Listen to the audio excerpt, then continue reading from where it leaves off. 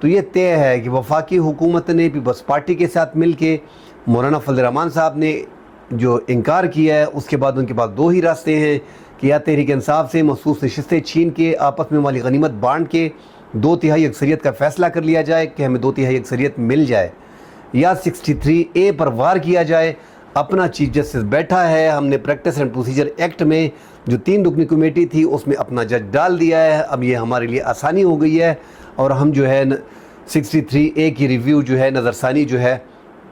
وہ ہمارے ججز ابھی دیکھ لیں گے اس کو اور فیصلہ ہمارے حق میں کر دے گا، اور ہمارے لیے 2/3 میں اکثریت میں آسانی ہو جائے گی، اور قاضی صاحب یہ فیصلہ آسانی سے کر پائیں گے۔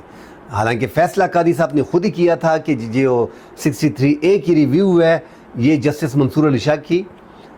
صدارت میں کہ بینچ کی سربراہی میں 63A کی نظر ثانی کی درخواست سنی جائے گی۔